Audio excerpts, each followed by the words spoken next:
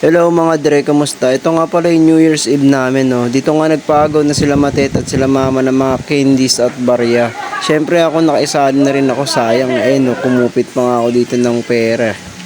Joke lang. Bale, ito nga luto ni Kubeto, itong bread rolls. Tapos itong luto na tong iba na to, yan yung mga seafood, itong tilapia with carrots and saucy thing is luto ni mama, pati itong kaldereta. Bale, hindi na kami ganong nag-order ng marami kasi special yung luto ni mama eh. Bale, nagdagdag lang kami na itong burger kasi masarap. Tapos ito, inad na rin namin ni Kube.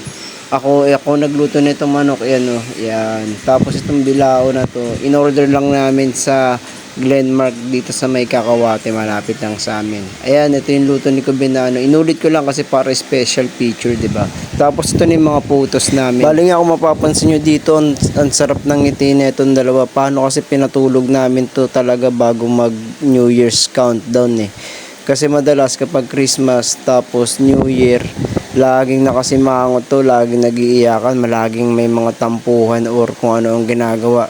Kaya pag picture na, ayun, nakasimangot. Buti dito masaya silang lahat. Sama si PS2. Ayan, no, kahit medyo tulog-tulog pa si PS2, halatang masayang-masaya sila kasi may tulog silang tatlo. Kayo, ano bang wish nyo ngayon 2024 or ngayong bagong taon? Ako simple lang, palagi ko itong pinagdarasal eh. Yung mga magulang natin ay maging malusog, huwag dapuan ng mga sakit na malala, at mga pamilya natin malayo sa disgrasya at anumang sakit. Syempre kasi pundasyon ng katawan natin ang kalakasan ng ating mga pag-iisip, 'di ba? I mean, yung bilang isang magulang, mas malusog ang mga anak natin, walang mga sakit or hindi nadidisgrasya, malaking blessing na yun sa atin, 'di ba? Kasi kahit gaano naman tayo kadaming pera or sobrang daming blessings, tapos ang mga kalusugan naman natin ay hindi nasa magandang kondisyon, is parang wala din. So, ayun, gusto ko lang ipagpatuloy ni God yung blessing na yun na natatamasa natin sa ating mga pamilya na mga walang mga sakit, ayun, masasaya, malulusog. Importante kasi yun no.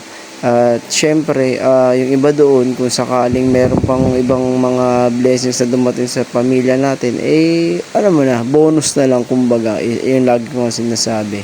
So sana yung mga prayers nyo rin at yung mga wishes nyo ngayong 2024 naway matupad, no?